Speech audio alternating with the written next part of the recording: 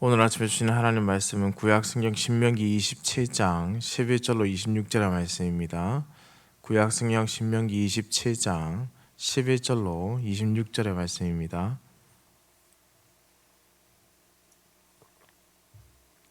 함께 합독해서 읽도록 하겠습니다. 모세가 그날 백성에게 명령하여 이르되 너희가 요단을 건넌 후에 시므온과 레위와 유다와 이사갈과 요셉과 베냐민은 백성을 축복하기 위하여 그리심 산에 서고 르우벤과 갓과 아셀과 스불론과 단과 납달리는 저주하기 위하여 에발 산에 서고 레위 사람은 큰 소리로 이스라엘 모든 사람에게 말하여 이르기를 장색의 손으로 조각하였거나 부어 만든 우상은 여호와께 가증하니 그것을 만들어 은밀히 세우는 자는 저주를 받을 것이라 할 것이요 모든 백성은 응답하여 말하되 아멘 할지니라.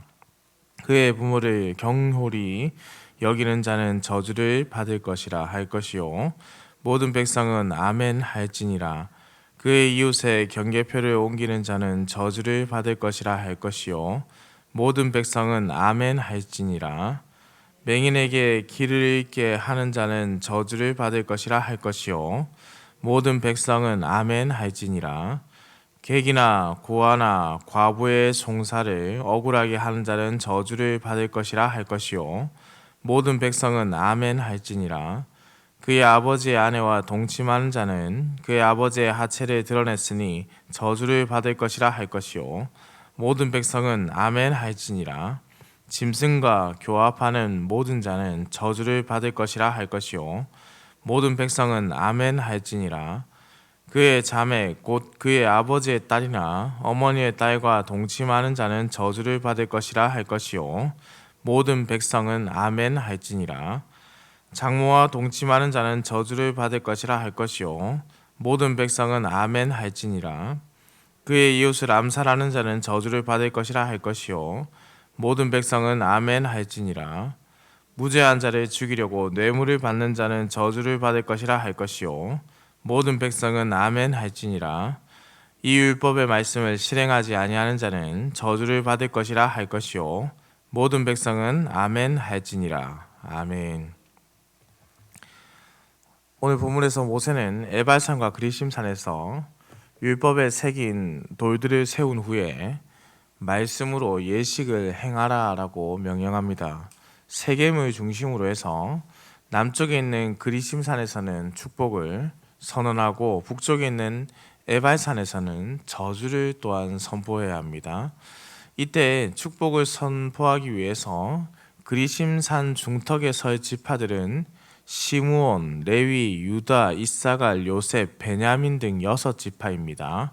그런데 실제적으로 봤을 때는 요셉에게서 에브라임과 므낫세 지파가 나왔으니 7지파가 선다고 봐야 할 것입니다.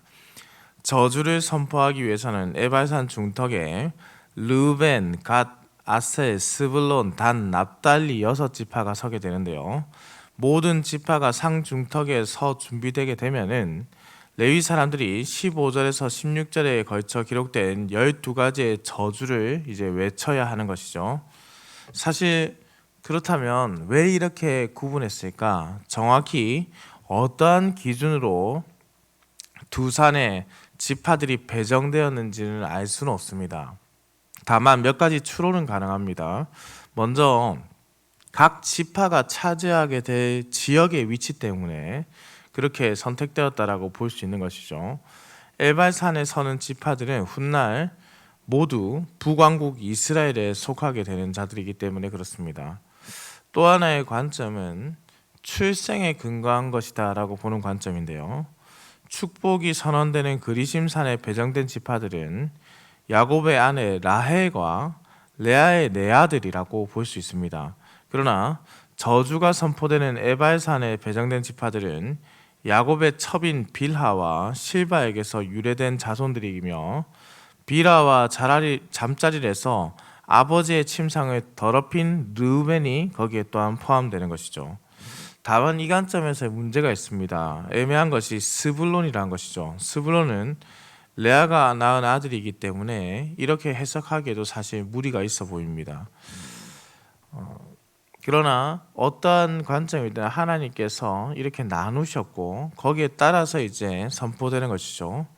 레위 사람들이 선포해야 할 12가지의 저주가 말씀하는 죄의 반 이상은 이미 앞서 언급되었던 내용들입니다. 특히 처음에 기록되어 있는 우상과 부모를 공경하지 않는 죄, 우상을 숭배하는 것과 부모를 공경하지 않는 죄는 십계명에도 이미 언급되어 있는 죄명이라고 할 수 있습니다.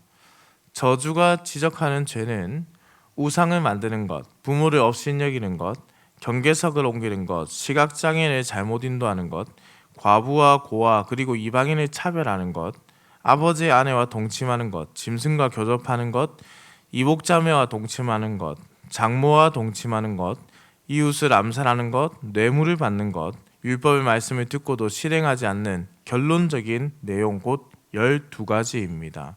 완전수로 기록된 것이죠. 중요한 것은 이곳에 나열된 범죄들이 모두 사형을 받을 수 있는 매우 심각한 범죄라는 사실입니다.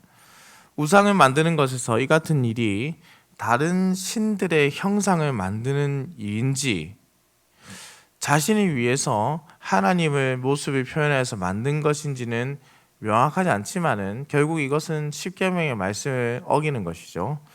대다수 죄들이라는 것이 사람들이 모르게 일어나는 것이죠.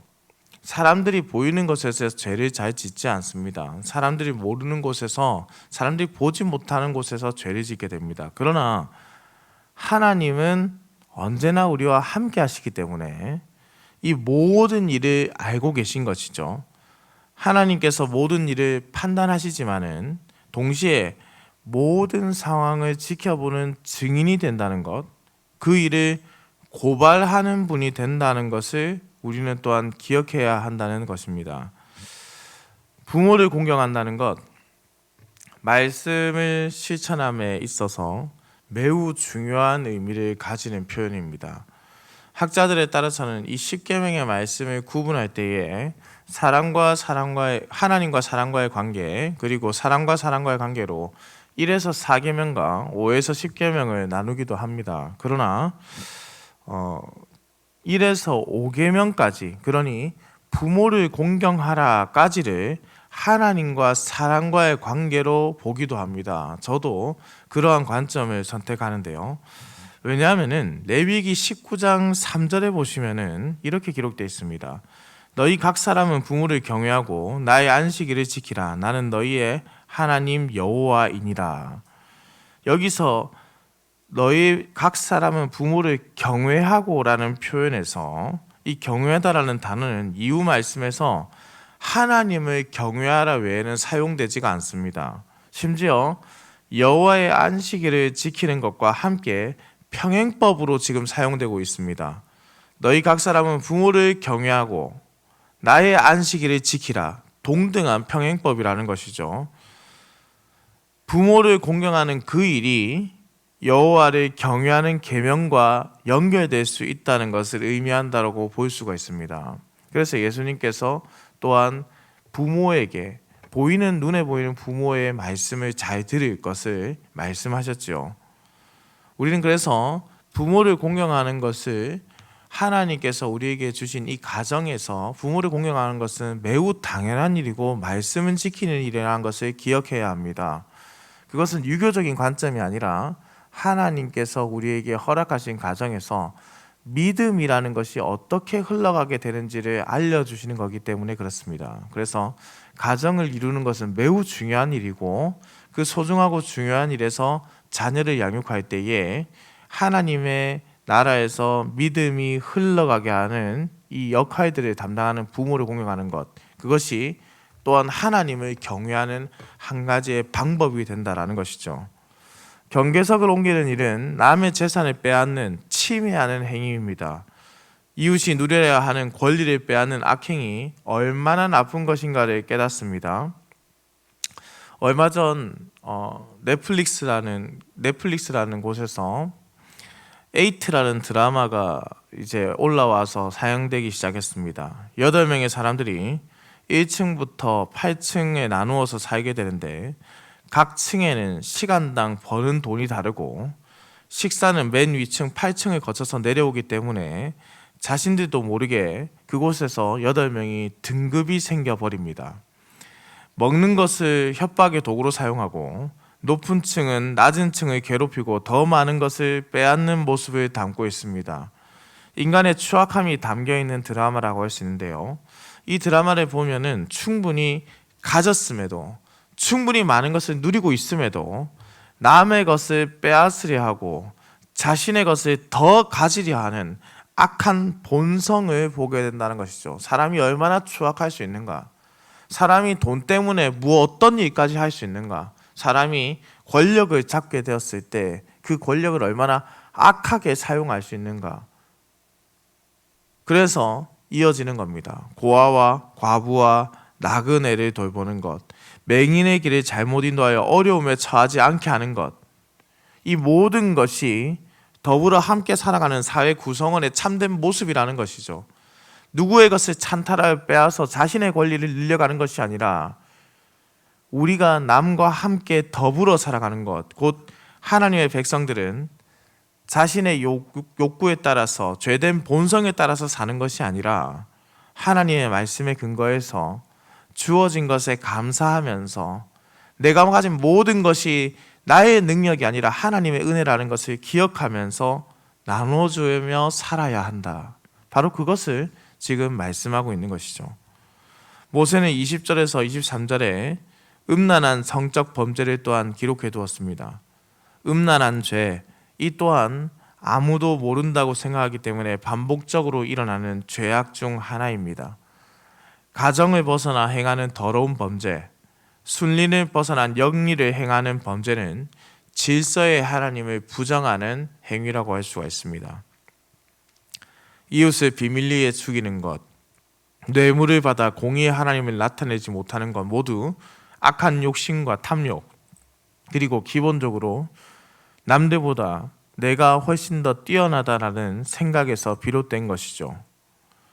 우리가 힘을 가졌다라고 생각할 때, 우리가 무엇인가를 가졌다라고 생각할 때, 그리고 그래서 자기보다 연약한 사람을 쉽사리 때리기도 하고 빼앗기도 하는 것이죠. 우리는 이러한 악독을 행하여서는 안 되는 것입니다. 마지막 26절의 말씀입니다. 이 율법의 말씀을 실행하지 아니한 자는 저주를 받을 것이라 할 것이요 모든 백성은 아멘 할지니라. 아멘. 여기에서 함께 아멘으로 고백한 백성들은 자신들이 무슨 일이 있어도 이 말씀을 지킬 것을 또한 고백해야 합니다. 중요한 것이 있습니다. 포인트가 있죠. 갈라디아서 3장 10절의 말씀입니다. 무릇 율법 행위에 속한 자들은 저주 아래에 있나니 기록된 바 누구든지 율법책에 기록된 대로 모든 일을 행하지 아니하는 자는 저주 아래에 있는 자라 하였음이라. 사도 바울이 전한 말씀입니다.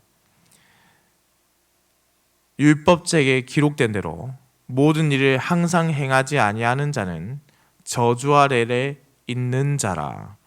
하나는 지켰는데 다른 것을 지키지 않는다거나 다 지키고도 한 가지를 지키지 않는다면 율법을 지키지 못한 것이다라는 것이죠. 사도 바울은 그렇게 갈라디아서에서 이 말씀을 두고 선언합니다. 그래서 율법의 저주로부터 벗어날 수 없다는 것이죠. 그래서 과거 이 말씀을 온전히 지키기란 참으로 어려운 일이었을 것입니다. 사람은 다양하고 다양한 사람들은 다 다른 연약함을 가지고 있기 때문이죠.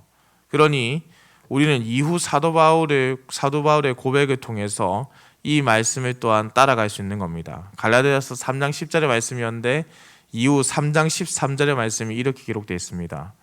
그리스도께서 우리를 위하여 저주를 받은 바 되사 율법의 저주에서 우리를 속량하셨으니 기록된 바 나무에 달린 자마다 저주 아래에 있는 자라 하였습니다. 예수의 이름 안에 있는 자가 율법의 저주로부터의 속박으로부터 벗어나는 것이죠. 왜냐하면 예수 그리스도께서 이 저주의 속박을 홀로 지고 십자가에 달리셔서 이제 우리는 이 저주가 아니라 율법이 우리에게 모든 복의 흐름으로 근원으로서 우리에게 넘치게 되는 것입니다. 우리는 율법의 저주로부터 자유함을 누립니다. 오직 우리 안에 있는 생명의 성령의 법이 우리를 자유케 하는 것이죠. 그래서 그러면은 이 말씀을 지키지 않아도 되느냐? 결코 그렇지 않습니다. 우리 안에 예수님께서 율법의 저주를 속량하셨기 때문에 우리는 성령의 능력으로 이 말씀들을 행할 능력 또한 받게 됩니다. 진정한 하나님 나라 백성의 모습을 세상에 보여줄 수 있게 된 것입니다. 저주를 받지 않기 위해서 급급하게 지켰던 말씀이 아니라 하나님 나라의 백성으로서 아름다운 모습들을 온 세상 가운데 보여줄 수 있는 존재로서 우리가 거듭났다라는 것이죠. 중생이라는 겁니다. 근본적인 성화, 거룩한 하나님의 백성이 되고 점진적인 성화, 점점 하나님의 백성답게 자라가게 될 수 있다. 그래서 우리가 그것을 하나님 나라의 법을, 하나님 나라의 백성이 어떻게 살아야 하는지를 세상에 보여줄 수 있는 존재가 되었다라는 것입니다. 그러니 우리의 삶에서 더욱 하나님 나라를 확장하고 하나님의 법을 보여주고 이 율법의 말씀들을 함께 아멘이라고 고백해야 한다는 것이죠. 사랑하는 흥덕 강산교회 성도님들, 우리 자신을 한번 되돌아보았으면 좋겠습니다. 결코 용서받을 수 없는 악을 행했던 우리, 그러한 우리를 사랑하시는 하나님, 구원의 은혜를 베풀어 주신 예수님, 그것을 깨닫게 하시는 성령님의 은혜가, 삼위 하나님의 이 놀라운 사랑이 떠오를 수밖에 없다라는 것이죠. 동시에 오늘 말씀을 보면서 내가 어느 부분이 정말로 취약하고 더러운지도 살펴볼 수 있습니다. 그렇다면 우리 삶의 거울로서 이 율법의 말씀을 비춰보시기를 권면드립니다. 이제 우리는 더는 반복적으로 죄를 짓지 아니하고 하나님의 말씀에 따라야 하는 그러한 사람이 되었습니다. 그렇기에 오늘 하루 이 말씀을 마음을 다해서 함께 아멘으로 고백하시길 소망합니다. 이 말씀을 찬찬히 다시 한번 읽어보십시오. 그리고 나는 어떠한 삶을 살고 있는가? 나 또한 아멘으로 화답하면서 함께 하나님의 은혜를 고백하고 있는가? 여전히 이 율법의 저주에 갇혀서 예수 그리스도의 사랑을 묵상하지도 못한 채 나를 정죄하고 있는 어리석은 모습들이 있다면 다시금 우리가 예수의 이름을 붙잡고 이 율법의 계명들이 단순히 내가 저주를 받기 위해서, 저주를 받지 않기 위해서 지키는 것이 아니라 하나님 나라의 백성답게 살아가기 위해서, 하나님 나라의 백성의 은혜를 세상에 선포하기 위해서 그렇게 아멘으로 함께 고백하고 삶에서 지켜가는 성령의 사람이 되기를 우리 주님의 이름으로 축원합니다. 기도드립니다. 사랑과 은혜가 풍성하시며 인간을 사랑하시되 아들의 목숨까지도 내어주신 하나님 아버지, 그 놀라운 사랑과 은혜에 감사와 찬송을 올려드립니다. 오늘 이렇게 새로운 하루를 맞이하고 생명의 소중함을 깨닫게 하시니 감사합니다. 오늘 하루 우리에게 주어진 날에 오직 주를 향한 감사와 찬양으로 살아가게 하옵소서. 하나님 아버지, 우리는 참 많은 죄를 지으며 살아갑니다. 하나님께서는 언제나 우리와 함께 하고 계시는데 우리는 단지 사람의 눈에만 보이지 않으면 된다는 생각으로 반복적으로 죄를 지으며 회개하지 아니하는 악함을 보이고 있습니다. 주여, 우리의 무지함과 불의함을 긍휼히 여겨주시고 다시 주님의 말씀 앞에 서서 주의 말씀을 바르게 행하며 살아갈 수 있도록 성령께서 인도하여 주시옵소서. 우리가 하나님의 말씀을 가까이 하게 하시어 그 말씀을 행할 수 있도록 인도하여 주옵소서. 오늘도 운전하는 모든 성도들의 운전대를 붙잡으시고 들어가거나 나가거나 주의 복을 누리는 우리 흥덕 향상교회 성도들의 삶이 되게 하여 주옵소서. 감사드립니다. 살아계신 우리 주 예수 그리스도의 이름으로 기도드립니다. 아멘.